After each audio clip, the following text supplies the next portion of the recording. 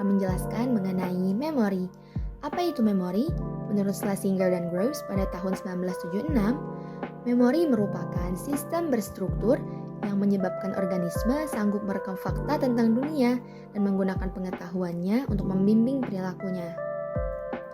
Memori memiliki 3 tahap. Yang pertama encoding atau penyandian, yang kedua storage atau penyimpanan, dan yang ketiga retrieval atau pengambilan. Kita membutuhkan sensori memori. Kenapa sih? Nah, ada 2 alasan utama loh mengapa kita membutuhkan sensori memori. Yang pertama, untuk memelihara stimulus fisik tetap terekam secara akurat dalam waktu yang singkat, yaitu saat kita memilih stimulus yang paling penting untuk proses yang lebih lanjut. Kedua, bahwa stimulus-stimulus yang mengenai indera kita selalu berubah dengan cepat dan terus-menerus. Menurut Atkinson and Shiffrin pada tahun 1968, kita memiliki sensori memori untuk kelima indera kita. Akan tetapi, para ahli umumnya hanya berkonsentrasi dalam menjelaskan sensori memori pada indera penglihatan dan indera pendengaran.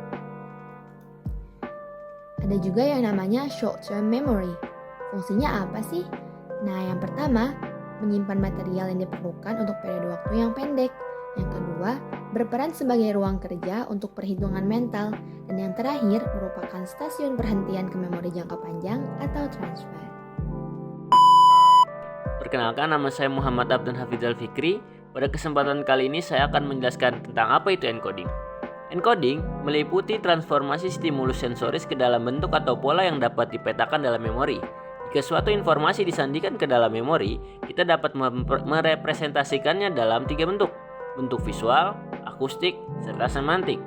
Kita dapat menggunakan ketiga macam sandi tadi untuk menyandikan informasi-informasi ke dalam memori jangka pendek.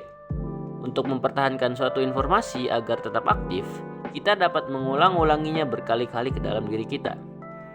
Proses encoding terbagi menjadi 2 macam. Yang pertama ada effortful processing, proses di mana kita secara sengaja berusaha untuk menempatkan suatu informasi dalam sistem memori.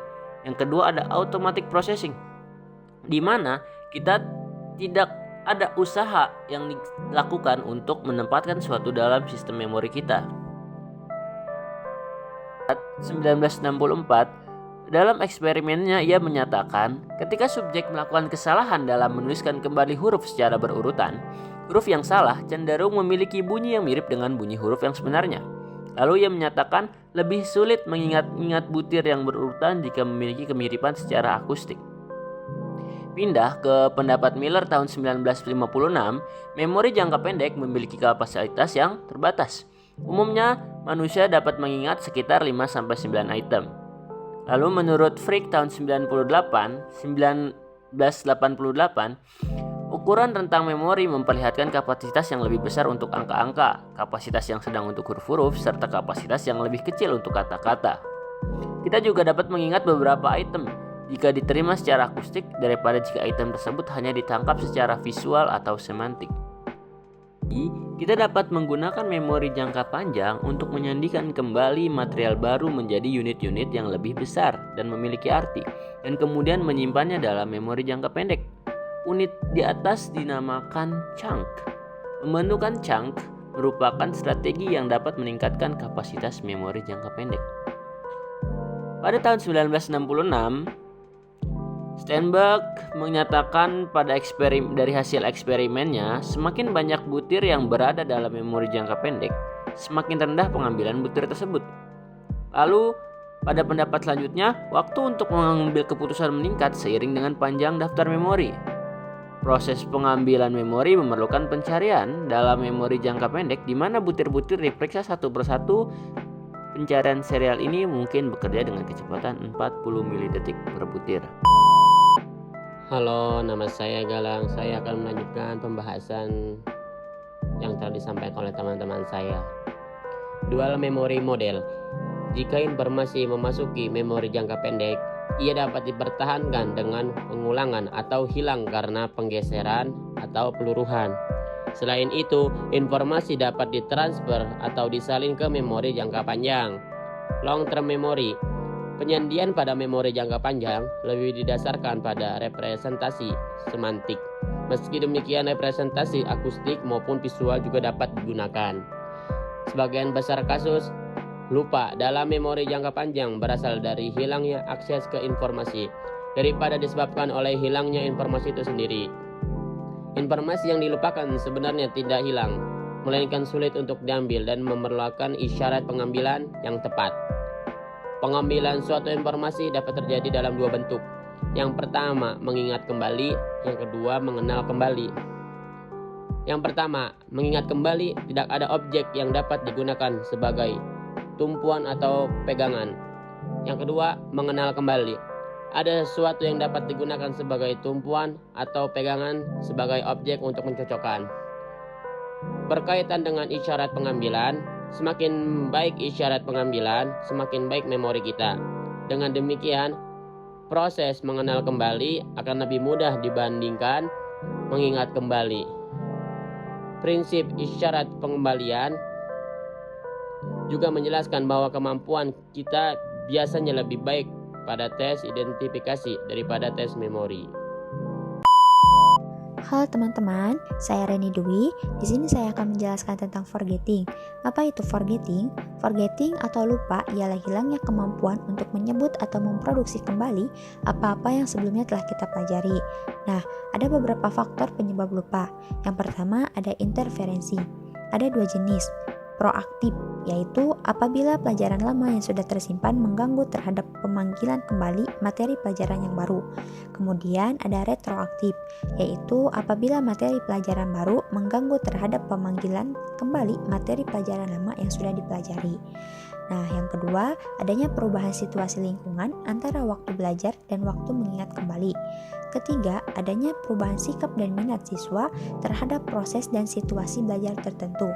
Keempat, materi yang sudah dipelajari tidak pernah digunakan dan dihafalkan. Yang kelima, perubahan urat syaraf otak karena kecelakaan, obat terlarang, ketuaan, dan sebagainya. Nah, kiat-kiat mengurangi lupa dalam belajar, yang pertama ada overlearning, yaitu upaya belajar yang melebihi batas penguasaan dasar atas materi tertentu. Kedua ada extra study time, yaitu penambahan alokasi waktu belajar. Ketiga ada mnemonic device, yaitu kiat khusus yang dijadikan sebagai alat pengait mental untuk memasukkan informasi ke dalam sistem memori. Keempat ada pengelompokan, yaitu menata ulang kembali materi menjadi kelompok-kelompok kecil yang dianggap logis. Kelima, latihan terbagi, yaitu melakukan latihan-latihan dengan alokasi pendek yang diselingi dengan istirahat. Nah, yang terakhir, pengaruh letak bersambung, yaitu menyusun daftar kata-kata atau istilah yang diawali atau diakhiri dengan kata-kata yang harus diingat. Sebaiknya, kata-kata yang harus diingat itu ditulis dengan huruf dan warna yang mencolok. Halo, nama saya Mukus Amrullah dari kelompok 5 psikologi. Saya akan menjelaskan jenis-jenis mnemonik. Jenis mnemonik terdiri dari 5 bagian. Yang pertama rima. Rima, sajak yang dibuat sedemikian rupa yang isinya terdiri atas kata atau istilah yang diingatkan dan juga dibuat not-not dan dinyanyikan. Yang kedua singkatan. Yang ketiga sistem kata pasak yang digunakan komponen-komponen sebelumnya yang telah dikuasai sebagai pasak atau paku yang mampu mengaitkan memori baru. Yang ketiga metode losai dengan menggunakan tempat-tempat khusus yang terkenal sebagai cara untuk merasa ingatan kita. Tempat-tempat khusus. Yang kelima sistem kata kunci. Alasan direkayasa secara khusus untuk mempelajari kata dan istilah asing. Contohnya kata Inggrisnya tuh jumpy, kata kuncinya jumpy dan artinya gugup. Lalu saya akan menjelaskan tentang hubungan dan emosi dengan memori.